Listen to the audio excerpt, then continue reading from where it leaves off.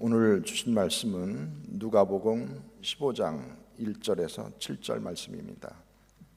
신약성경 121쪽입니다.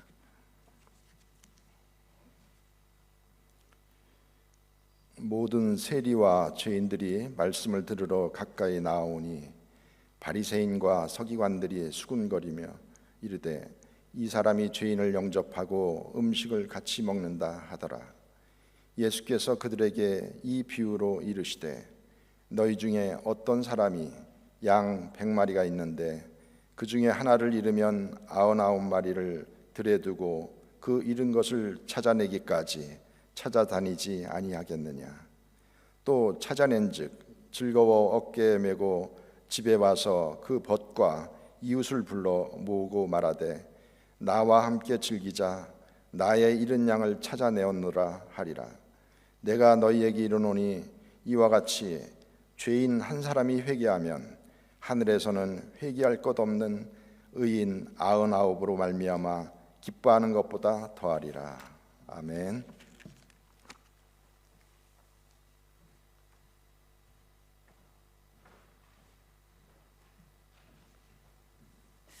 어느덧 5월에 마지막 주일을 우리 맞이하고 있습니다. 이제 점점 추워지는데 히터를 좀 켜니까 조금 공기가 따뜻해졌습니다.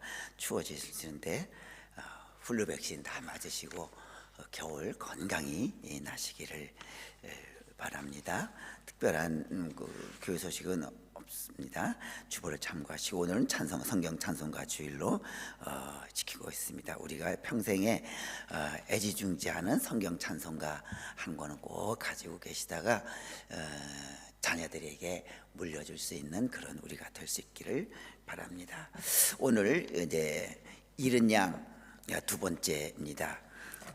이스라엘 백성은 이스라엘은 그들의 관습이 100마리가 한 단위이기 때문에 한 마리가 빠지면 그건 마치 백화점에서 배 10개가 들은 한 상자에서 하나를 빼고 고객집에 배달되는 것과 같아서 굉장한 이미지 손상이 됩니다. 그래서 그 목동은 그 한 마리가 없으면 그 나머지 99마리가 소용이 없기 때문에 한 마리가 꼭 100마리라고 하는 심정으로 잃은 양을 찾아 나선 그런 비유로 말씀드렸습니다.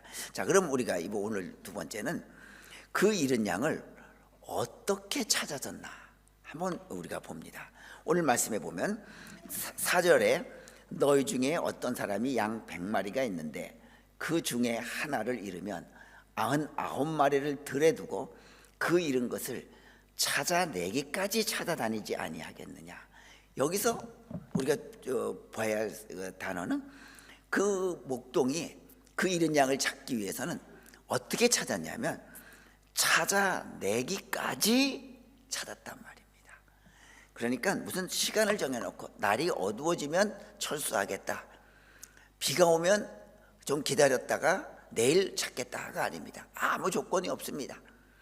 찾아낼 때까지, 찾아지기까지, 찾아내기까지 찾겠다고 하는 것이 이 목자의 심정이었고 결심이어서 그 잃은 양을 결국은 찾아낸 것입니다. 그 양이 특별히 다른 9마리에 비해서 우량종이라든지 품종이 좋다든지 그래서 찾아다닌 것이 결코 아닙니다. 그 양은 아무것도 아니에요. 조건이 없어요. 그 목동이 나는 끝까지 찾아낼 때까지 찾겠다.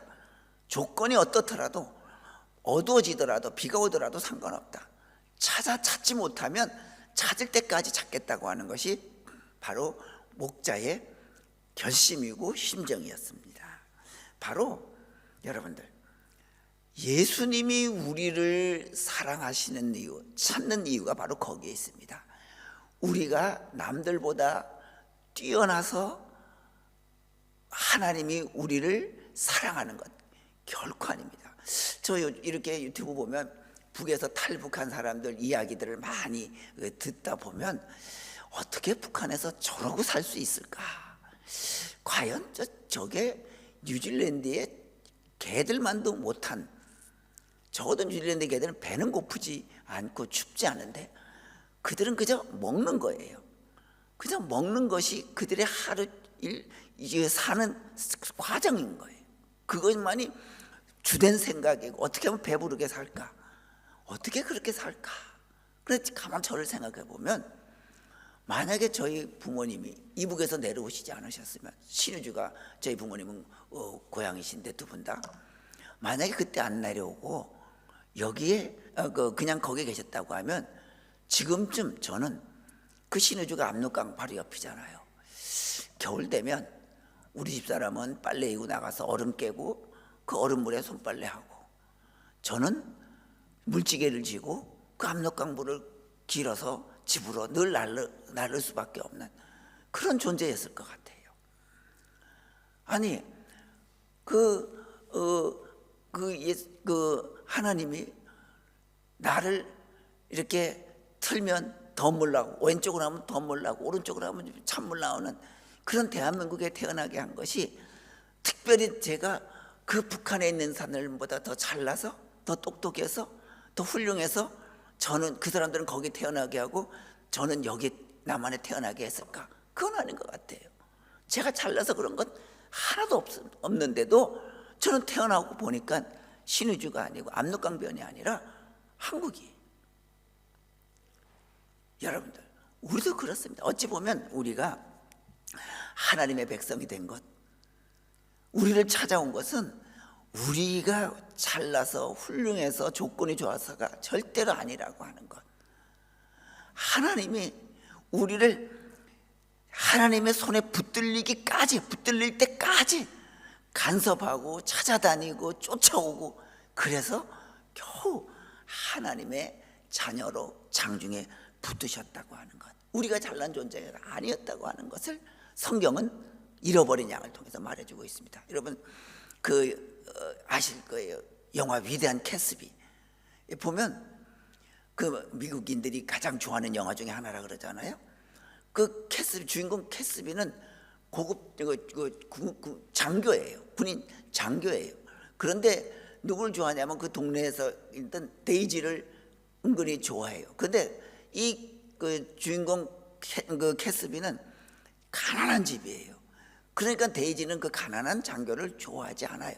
그러다가 캐스비가 어디로 사라졌다가 5년 만에 돌아오는데 큰 부자가 돼서 돌아와요.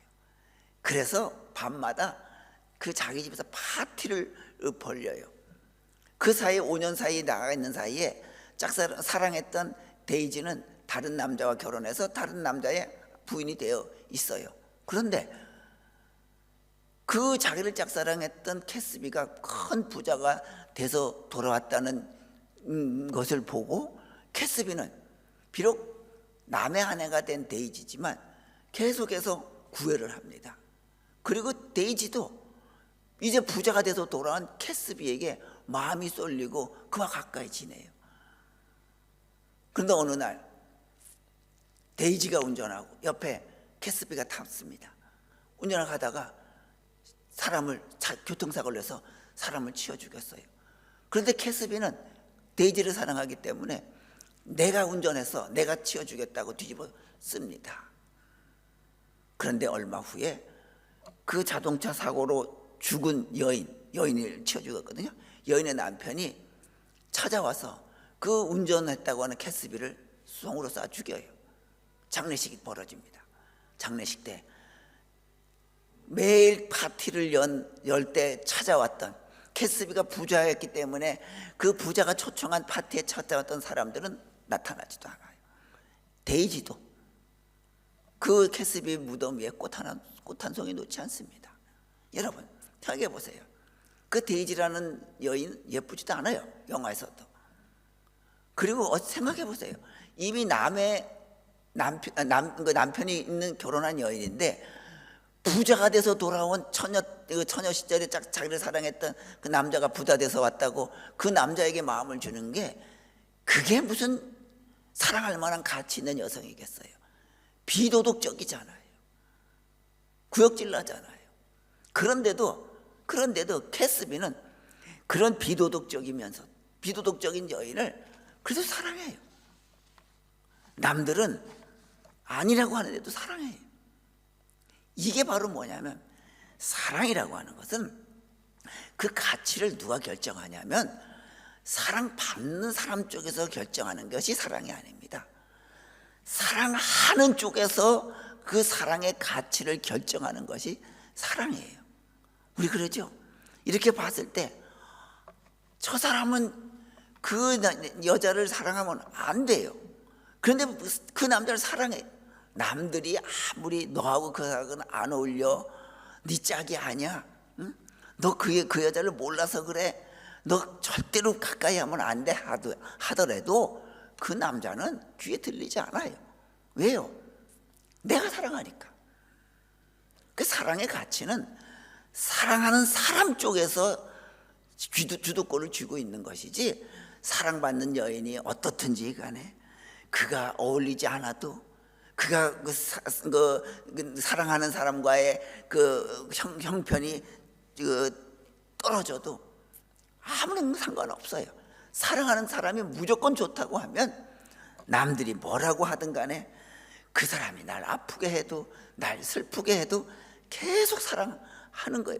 심지어 사랑받는 사람이 사랑하는 사람에게 난 너 싫어 하는데도 그 마음 버리지 않고 계속 사랑하는 것, 그게 바로 사랑의 가치는 사랑하는 사람 쪽에서 쥐고 있는 겁니다.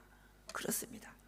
예수님이 우리를 사랑했던 것은 우리가 나를 잃어버린 양이 된 나를 찾아낸 것은 우리에게 가치가 있어서 된 것이 아니에요. 예수님 쪽에서 일방적으로 가치를 우리에게 부여했어요. 괜찮다, 네가 어떤 존재든지 간에 괜찮다. 그래서 우리를 오늘까지 사랑해 주시고 붙들고 계시다고 하는 것. 여러분들, 우리는 사랑받을 만한 가치가 있어서 예수님의 자녀가 된 것이, 백성이 된 것이 결코 아님을 기억하면서 나 같은 사람을 찾기까지 찾아주신 그 예수님의 사랑에 늘 감사하는 우리가 될 수 있길 바랍니다. 그 다음에 또 두 번째 단어 보면 여기 그 잃은 것을 찾아내기까지 찾아다니지 아니하겠느냐. 찾아낼 때까지 찾아다녔다고 하는 겁니다. 여러분, 우리가 이 찾아다니는 하나님의 사람이 되어야 합니다. 여러분, 우리는 그 어디에 하나님의 잃어버린 양이 있는지, 그가 있는 곳이라고 하면 어딘지 가서 찾아다녀야 합니다. 여러분, 교회 가지 않는 사람도 문제지만 교회가 찾아가지 아니하는 것도 문제가 되는 겁니다. 문제가 있는 겁니다. 교회는 찾아오기도 해야 되고 또 찾아가기도 해야 됩니다. 그러려고 하기 위해서는 교회가요, 매력적인 존재가 되어야 됩니다. 그 교회 하면 참 가보고 싶다, 한번 들러보고 싶다 라고 하는 만큼 교회는 매력적인 존재가 되어야 돼요. 자, 그래서 우리는 내가 잃어버린 자들을 찾아가는 교회, 찾아가는 성도가 되기 위해서는요, 어떤 매력, 어떤 모습이 되어야 되느냐. 먼저 여러분들, 우리는 믿지 않는 자들과 계속 접촉을 해야 됩니다. 우리가 정체성이 있고 차별성이 있어요. 그 정체성 우리가 잘 아시는 대로 아이덴티피케이션이잖아요. 아이덴티티잖아요. 두 번째가 뭐냐면 디퍼런티피케이션, 차별성입니다. 이게 뭐가 다르냐면, 자, 여기 라면이 있고 밥이 있어요. 라면은 라면 나름대로의 아이덴티티가 있고요, 밥은 밥대로 아이덴티티가 있어요. 이건 달라요. 그래서 라면의 아이덴티피케이션은 라면이에요. 밥의 아이덴티피케이션은 밥이에요. 이건 완전히 다른 존재예요. 그런데 이제 라면만 있어요. 근데 라면이 한 종류가 있는 것이 아니라 신라면도 있고 팔도라면도 있고 진라면도 있고 짜파게티 라면도 있고 그래요. 다 달라요. 그런데 그 중에서 고유의 라면, 이 신라면은 매워요. 이게 특징이에요. 이게 바로 뭐냐면 차별성이에요. 다른 라면에 비해서 더 매운 거. 그래서 매운 거 좋아하는 사람은 이 신라면만 찾아요. 이게 디퍼런티피케이션입니다. 차별성입니다. 우리는 뭐 해야 되냐면 둘 다 가지고 있어야 돼요. 하나는 아이덴티티가 뭐예요? 우리는 그리스도인이에요. 이게 고유한 모습이에요. 세상 사람들과 다른 고유한 아이덴티피케이션이 그리스도인이에요. 그런데 또 디퍼런티피케이션이 있어야 돼요. 차별성이 있어야 돼요. 우리가 살아가는 동안 이 세상에서 일할 때 직장 나가면 다른 사람들과 다를 게 하나도 없어요. 다 열심히 일하는 거예요. 거기서 돈을 받아서 내 가족을 먹여 살려야 되기 때문에 직장 생활할 때는 직장 그 회사에 있는 사람들과 다를 바가 하나도 없어요. 똑같아요. 그렇지만 거기서 차별이 있어야 됩니다. 거기서 그들과 섞여서 같이 일하고 같이 밥 먹고 같이 얘기하고 같이 웃고 지내지만 그 안에서 내가 고유하게 나는 세상 사람들과는 다른 차별성이 있습니다. 그게 바로 뭐냐면 그리스도인 된 모습이에요. 내가 그리스도인이라고 해서 그들과 어울리지 않아야 된다, 그들과 얘기하지도 않고 그들과 밥도 먹지 말아야 되고 그들과 섞이지 말아야 된다, 이건 예수 잘못 믿는 겁니다. 그들과 적극적으로 가까이 지내야 되고요, 즐거워해야 되고 같이 밥도 먹고 그래야 돼요. 자, 거기서 뭐 해야 되냐면 그 사이에서 그러면서 그들에게 영향을 미쳐야 됩니다. 저 사람은 우리가 똑같이 같이 지내고 같이 웃지만 살아가는 태도가 달라. 참 가족을 끔찍이도 아끼고 가정적이고, 그리고 자기 몸 관리도 잘하고 자기 주변 관리도 참 잘해. 참 본받을 만한 모습이야 하는, 뭔가 그들과 같이 있지만 구별이 되는 모습, 그게 바로 디퍼런티피케이션, 우리가 그리스도인이 가져야 될 그런 모습입니다. 그래서 우리는 그 가운데 선한 영향력을 미쳐야 합니다. 그 환경에 좋은 모습의 영향을 미쳐야 돼요. 우리는 환경에 몰입돼서 거기에 빠져 사는 존재가 돼서는 안 됩니다. 보세요, 옛날에 말죽거리요, 거기 옛날에 말죽거리 아주 그 변방이었어요. 변두리였어요.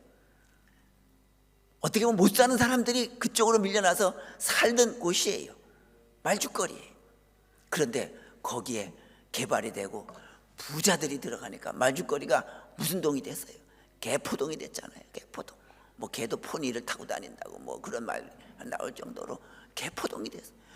누가 사느냐에 따라서 말죽거리가 되느냐 개포동이 되느냐 다른 거예요. 교회도 마찬가지입니다. 교회에 누가 모이느냐, 누가 어떤 사람들이 모이느냐에 따라서 그 교회가 영향력 있는 교회가 되느냐 안 되느냐 달라져요. 아니, 목사회에서 달라져요. 그 목사가 거기서 그 목회를 어떻게 하느냐, 그 교회를 어떤 방향으로 이끌어 가느냐에 따라서 그 교회가 선한 영향력을 미치는 교회가 되느냐, 아니면 그저 싸우고 치고 받고 그저 질투하고 남 비교하고 하는 그런 교회가 되느냐, 그건 목회자에 의해서 달라지는 거예요. 여러분들, 이제 우리는 어느 곳에 있든지 내가 불신자와 접촉을 하면서 찾아다니면서 그들에게 선한 영향을 미치는 그런 우리가 될 수 있길 바랍니다. 자, 그러면서 찾았을 때 어떻게 했습니까? 여기에 보면 또 찾아낸 즉 즐거워 어깨에 메고 집에 와서 그 벗과 예수를 불러 모으고 말하되 나와 함께 즐기자, 나의 잃은 양을 찾아내었노라 하니라. 자, 잔치를 벌립니다. 잃은 양 한 마리 찾았다고 양을 잡아서 잔치를 벌려요. 잔치 벌리면 고기도 있어야 되잖아요. 먹을 게 있어야 되잖아요. 경제적으로 보면 잃은 양 한 마리 찾아서 잔치를 벌리면 그건 경제적으로 손해보는 거예요. 왜요? 한 마리 찾았는데 한 마리 또 다른 양 잡아가지고 발리면 뭐 손해잖아요. 안 잡아야지. 그런데 잡아서 잔치를 벌이는 거예요. 여기에 왜 잔치를 벌렸을까? 성경에 보니까 기뻐서 그랬다 그랬어요. 기뻐서. 여러분들, 기쁨에도 단계가 있습니다. 첫 번째 단계가요, 본인이 속으로만 기뻐하는 거예요. 그래서 콧노래가 흥얼흥얼 나옵니다. 남들이 그 축하해 줄 필요는 없어요. 자기 혼자 즐거워하는 거예요. 두 번째는요, 그 기쁨이 겉으로 표현되는 단계입니다. 입이 귀에 걸린다 그러지요. 그래서 다른 사람이 보면 금방 알아차려요. 너 좋은 일이 있구나.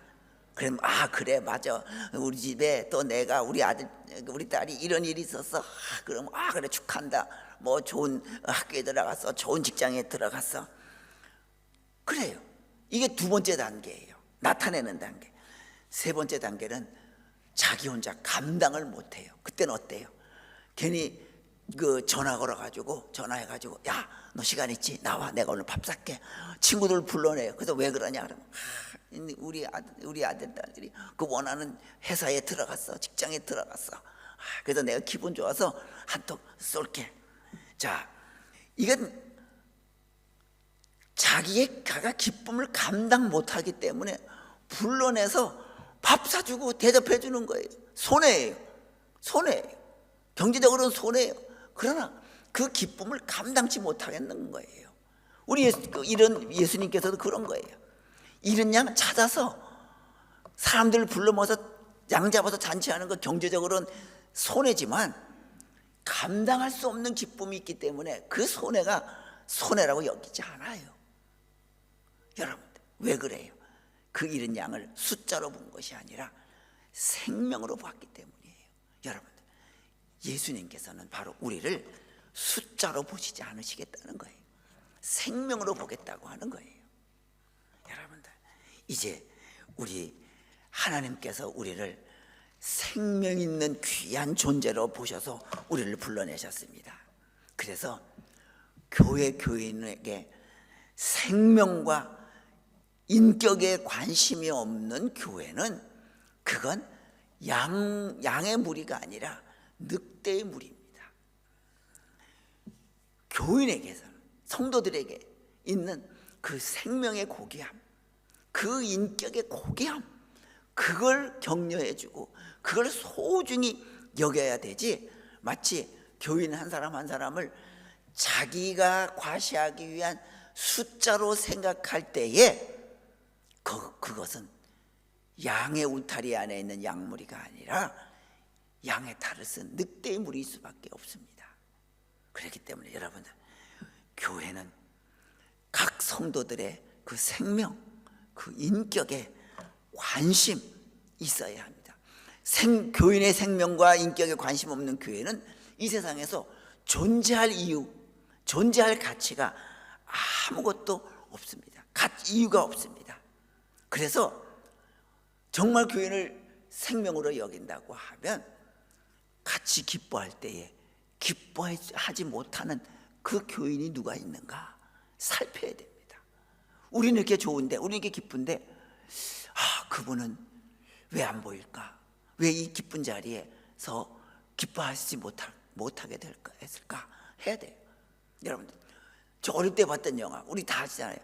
김희갑 나오고 황정순이 나왔던 팔도강산. 팔도강산 그거 아시죠? 팔도강산 얼싸안고 뭐 너를 찾아 살고 최준도 불렀잖아요. 거기에 보면 팔도에 다 아들 딸들이 시집장가 가고 해서 그 부모님 생신 때 올라와요. 그런데 한 막내인가 그 집은 모두 참석 못해요. 왜요? 다른 뭐 언니 오빠들은 다 잘 사는데 그 집만, 막내 집만 가난해서 그 어머니 아버지한테 가서 선물도 못 드리고 그래요. 그 올라가서 보기가 부끄러워요. 자, 그럴 때 잔치가 벌어지고 있어요. 그럴 때 아버지, 엄마, 김희가 황정수는 기뻐할까요? 아니죠. 무슨 생각하고 있었어요? 그 자리에 참석하지 못한 그 막내 집안을 때문에 걱정하고, 그 걱정이 아무리 아들, 딸들이 잘해줘도 거기에 참석할 수 없는 그 막내의 형편을 아니까 그 부모님들은 기쁘지가 않은 거예요. 슬픈 거예요. 그렇습니다. 사랑은 그 사람의 생명을 사랑해주고 그 사람이 기뻐할 때 기뻐하지 못하는 그 모습에 대해서 안타까워하는 것, 이게 바로 생명을 사랑하고 인품을 사랑한다고 하는 것.